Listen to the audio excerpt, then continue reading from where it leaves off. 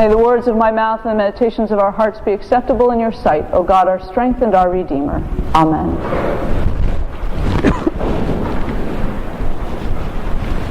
Is anybody else out there a Star Trek fan?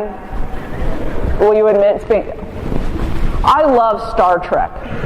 And one of my favorite episodes comes from Star Trek The Next Generation. And in this particular episode, Captain Picard and the crew of the Enterprise encounter a race of beings who speak only in metaphor, with reference to the foundational stories of their culture.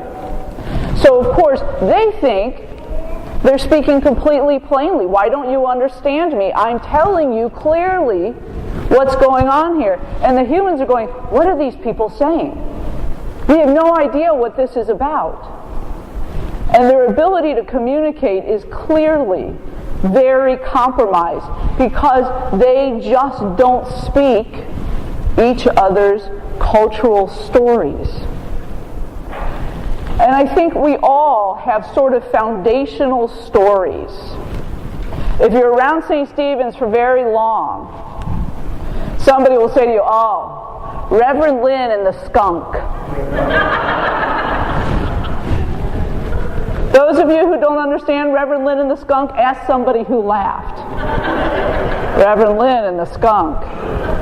Oh, rebuilding the church. We all have communities of people, all have these foundational stories. You have them in your families. You know, in my family, all we have to do is say, Grandma and the Rosary. Grandma and the Rosary. Or, Grandma and the bocce balls. All these inside cultural stories that communities of people have, they become this kind of shorthand of communication where an outsider has no idea what you're talking about. They're sort of these private inside jokes. And for the people of Israel, for those who would be listening to Matthew's gospel this morning, they actually would have made all sort of connections to stories, histories of the past. The first clue to them would have been Joseph. And they would have been, oh, Joseph, you know, he's not the first Joseph. We remember the first Joseph. The first Joseph was the youngest child of Israel. Oh, do you remember? He got thrown in the pit by his brothers and then rescued and sold into slavery in Egypt. And so the first thing people listening to Matthew's gospel would have heard is, oh, Joseph. Joseph was a good man. The second connection that they would have made was Egypt.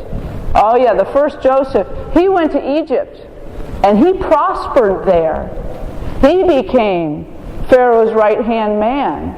So Egypt was a place there of safety and prosperity and possibility. And so in the gospel lesson, when the Holy Family flees into Egypt, what those people are hearing in their cultural stories is, oh, Egypt. Egypt can be a place of safety and a place of prosperity. The other connection that they would have made is the connection of the murder of the infant boys. Because later in the Old Testament, of course, Moses is trying to free the people, and Pharaoh won't let them go. And what's the final plague? The final plague is that the angel of death will come through and kill every firstborn male of the Egyptians. And the Israelites escape by painting the blood on their doorposts so that the angel passes them by. And they'll go, oh, yeah, do you remember the killing of the babies? And that story actually comes back. If you look at the citation for our gospel lesson this morning, they skip 4 verses. And the 4 verses they skip in Matthew are the slaughter of the innocents. I don't know whether our lectionary folks thought we couldn't handle talking about the slaughter of babies in church or what. But those verses that Matthew skips, that our lectionary skips, say, when Herod found out the wise men had deceived him, he flew into a rage and ordered all the infant males under 2 years of age murdered. And so they would have made this connection between the Pharaoh in Egypt and all of the Egyptian babies being killed and the slaughter of the innocents of the story that the gospel writer of Matthew was telling. And so they would have just rested. They would have understood at a deep level the story that Matthew was trying to tell them. They would have heard all of these connections that went on in the story. The same way we hear all kinds of connections when we hear references to our own cultural stories.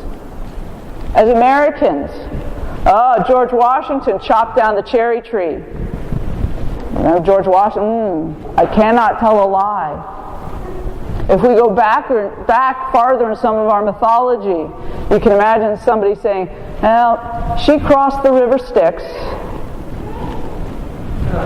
So we have all of these deep, Jason in the Golden Fleece. So now if you're not catching my references, you need to go back and read all of your mythology. But we all have these connections to the stories. And as Christian people, a lot of our connection to these stories are indeed the gospel stories. They are foundational for us. And when we talk about things like, the feeding of the 5,000, our Christian ears go, I know what that means. You don't need to tell me that story. I know that that's a story, a miracle about feeding and sharing and community and people coming together. Those are the stories that we as Christians sound really familiar in our own ears. And sometimes, for me at least, I sort of can see myself in one of those stories. And for me, our gospel lesson this morning is one that I really resonate with because of Joseph.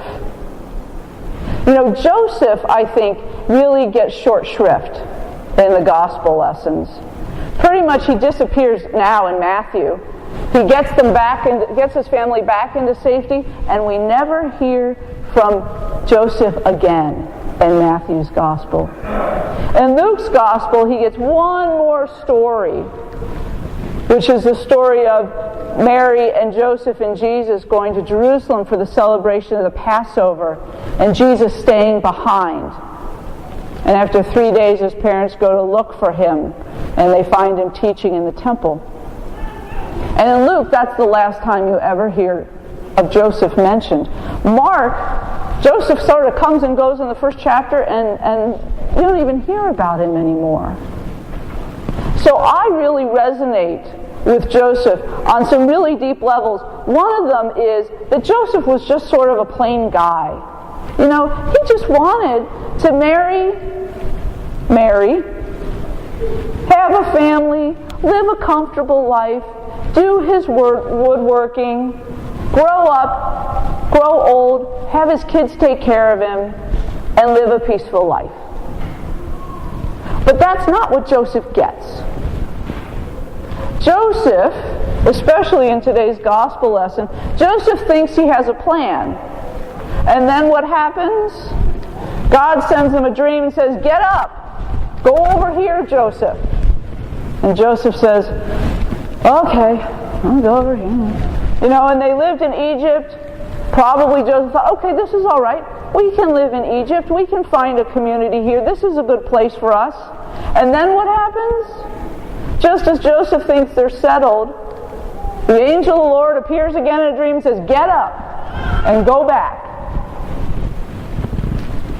And for me, I can sort of resonate. I'm a person that likes to make a plan.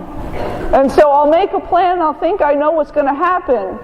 And suddenly, God or my mother or somebody says, they're pretty much the same thing, but somebody says, Kelly, get up and go over here. Okay, I'll go over here.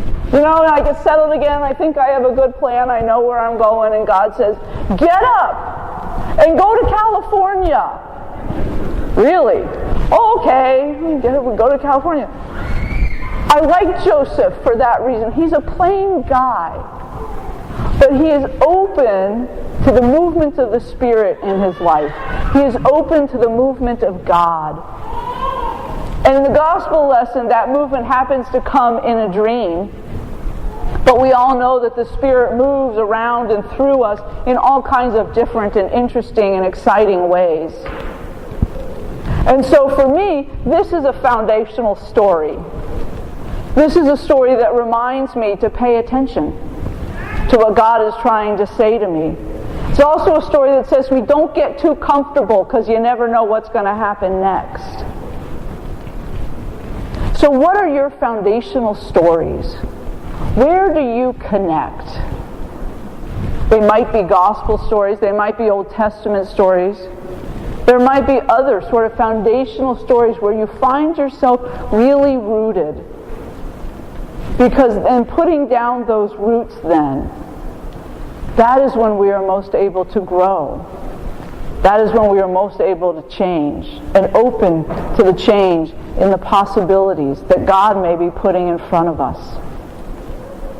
So as we begin a new year, 2015, I invite you to reflect on your own foundational stories. Where do you find yourself rooted? And where can you most be open to what God may be trying to do in your life this year? Amen.